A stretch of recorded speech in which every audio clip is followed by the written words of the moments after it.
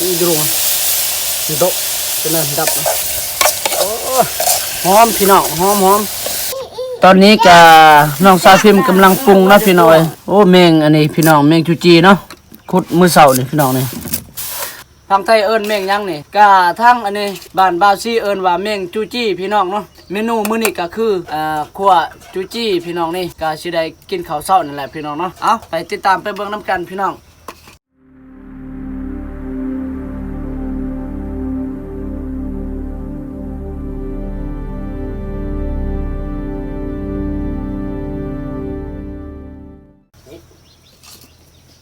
กับสบายดีตอนเช้าสบายดีเด้อพ่อแม่พี่น้องเนาะ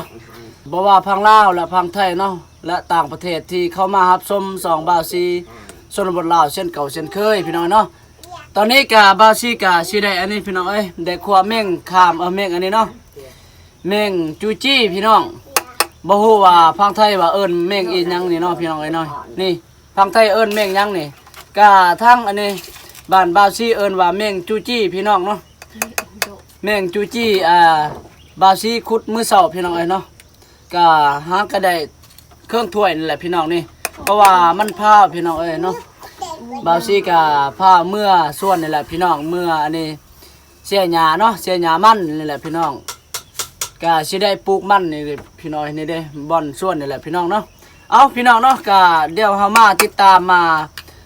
รับชมเบิ่งนํกันพี่น้องเนาะนี่ก็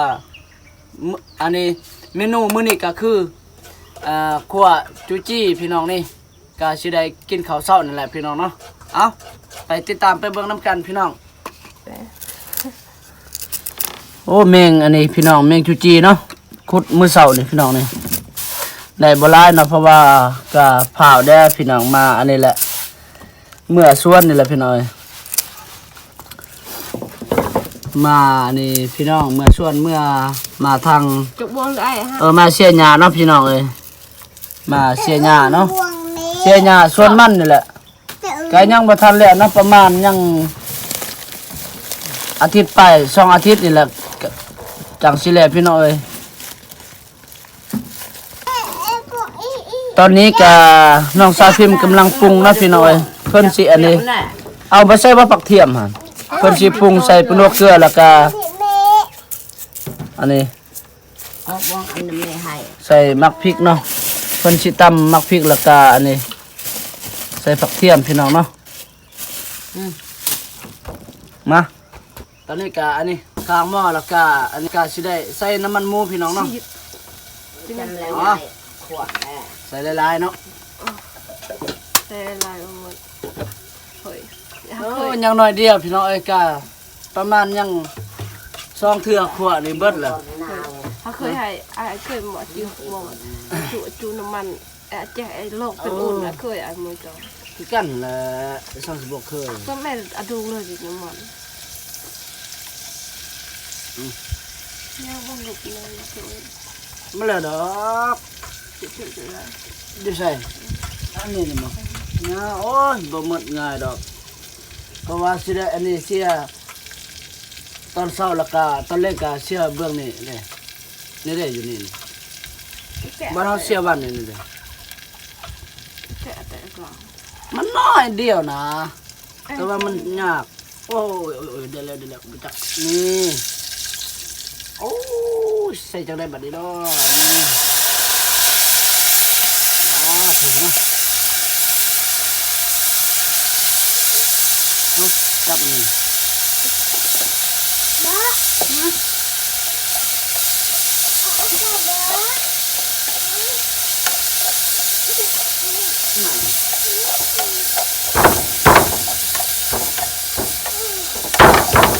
นกจักกองนะไปเอากองมึงใช่นี่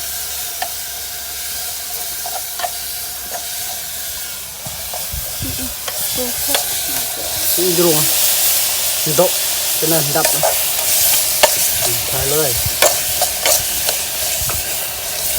โอ้หอมพี่น้องหอม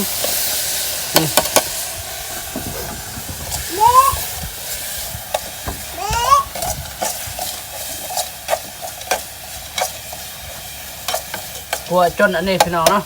ขั่วให้มันกรอบๆเนาะ กินจังแซ่บพี่น้องเพราะว่าตามผู้มักเนาะพี่น้องก็คือบาวซี่เนี่ยมักกินกรอบๆพี่น้อง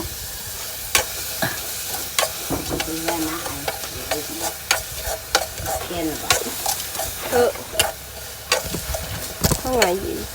เออ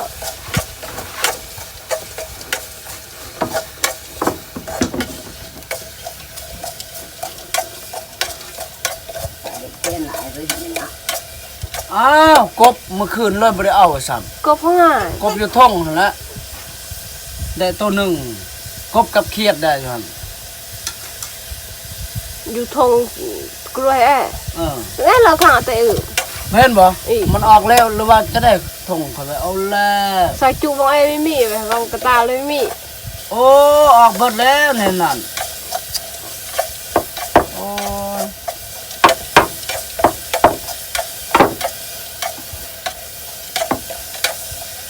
มันพาโพดนะเมื่อคืนนี่ ใส่ ว่าเนี่ยเครียดจนว่า เมื่อดึกจนว่าได้นอน3 โมงเมื่อคืนนี่โอ้หมวยวันนี้ก็1 โมงโอ้เสียดายกบเลย มือก่อน อืม แต่ท่องเลยว่าไม่มีทีแรกเอาสิกระตา บ่า เฮ้ย นี่เหรอ คือใส่จะว่าสองอีวิทตั้งให้ยี่เอ็มบอกเอาเพื่อให้อะไร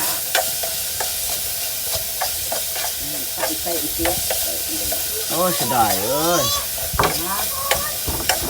คุณตักได้ไงเนี่ยอย่างที่คุณจำได้อ่อนที่คุณลอย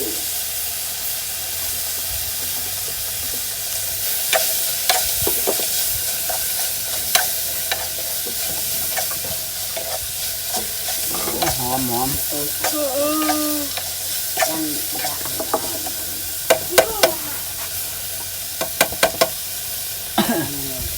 อันมุกอันโอ้อันมุกอันเจ้า โอ้มื้อนี้บรรยากาศก็ดีเนาะ อันมุก แล้วในตอนอันนี้แล้วตอนเพลนมันแดดเนาะ ก็แบบเท่าไหร่ อีหอมเกิน เท่าไหร่ใช่เท่าไหร่โอ้เอาแรงสิเนาะ จะเรียกงาน 2 โมง2 โมง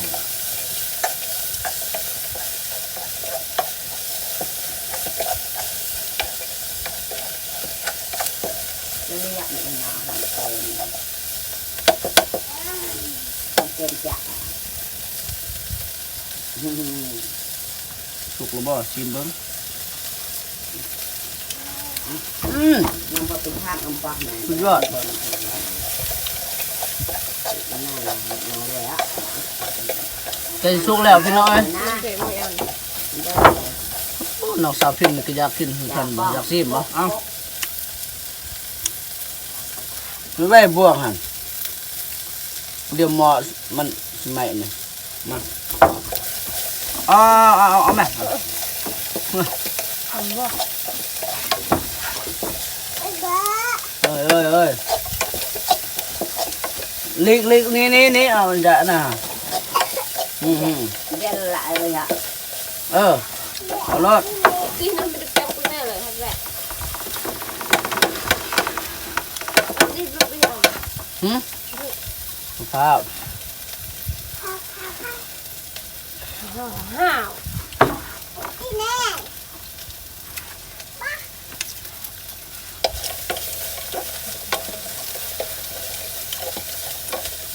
เนี่ย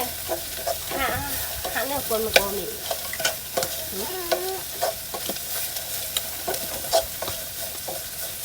เนี่ยพัดกินนี่ตื่น เอาบอลโลเลยมัวเป็นยันดาไม่แก้ระดับจ้ะมันก็รอมาที เมนูมื้อนี้ก็พี่น้องเอ้ยก็คือเนาะเอาพวกแมงจูจี้นี่แหละกินข้าวเช้าพี่น้องเนาะเพราะว่าข้าวเช้าบ่ทันกินพี่น้องเป็นอาหารตอนเช้าเนาะพี่น้องเอ้ยก็เครียดวันนี้ก็ยังอยู่พี่น้องก็มาเปลี่ยนเมนูเนาะกินเปลี่ยนกินพี่น้องเนาะเปลี่ยนอาหารพี่น้อง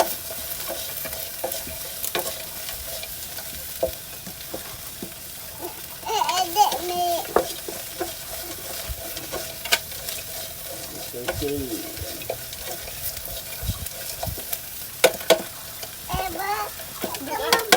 เรียกวันนี้นี่กะฝนตกแห้งพี่น้องทางบ้านบาซีเนาะบ่แม่นวันนี้เนาะมื้อซื่นนี่พี่น้อง ตอนเรื่องวันนี้ เร่งมื้อซื่นนี่พี่น้องฝนตกแห้งขนาดบาซีกะบ่ได้ไปอันนี้เยื่องอึ้งซ้ำพี่น้องเอ้ยบัดเขาเจ้าเห็นเขาลงทางเฟซทางไลน์เนาะเขาได้อึ้งพี่น้องก็คือทางบ้านบาซีนี่อึ้งก็มีคือกันพี่น้องแต่ว่าบาซีกะบ่ได้ออกไปเยื่องพี่น้องเนาะมันมีหมู่ไปแดไปผู้เดียวกับบ่กล้าพี่น้องเอ้ยมันอันนี้เที่ยวผู้พุ่นแหละพี่น้อง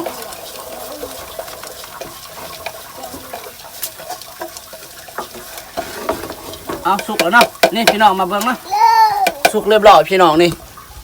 นี่พี่น้องเป็นจะได้น่ากินบ่พี่น้องเอ้ยนี่เอาโอ้ยพี่น้องเอ้ยนี่เอาก็สิได้ปรุงเนาะพี่น้องเอ้ยเรียบร้อยสุกเรียบร้อยพี่น้องนี่สุกเรียบร้อยแล้วนี่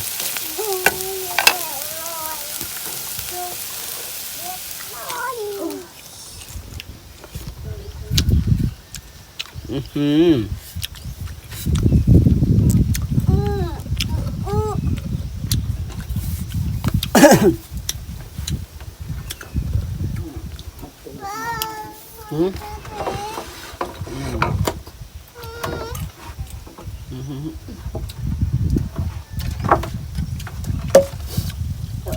แต่ตัวหมดติด ปลาหมอบบ่บ่เห็นดอกอยู่ในนี่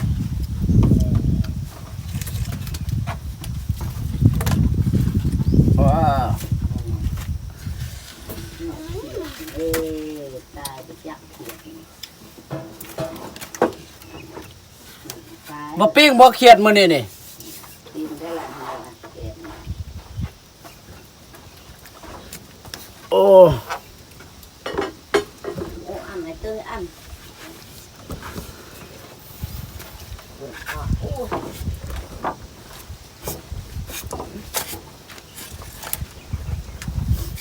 นี่พี่น้องเนาะสุกเรียบร้อยพี่น้องนี่เด้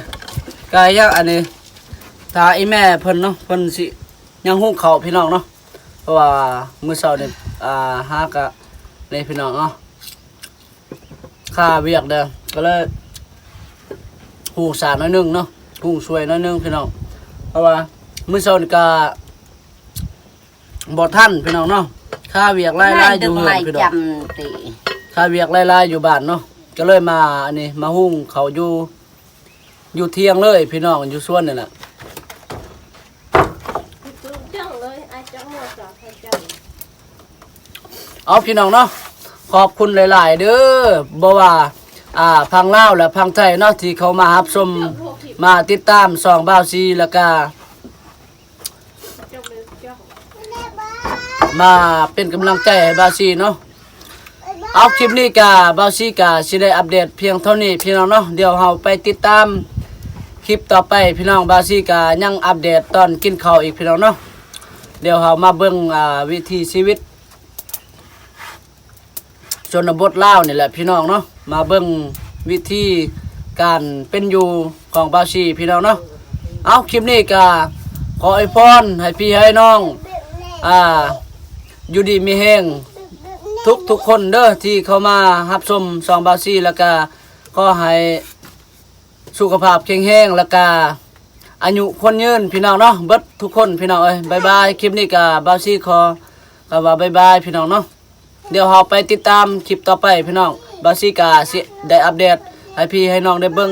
ทุกมื้อพี่น้องเอ้ยเนาะเอาขอบคุณหลายๆเด้อ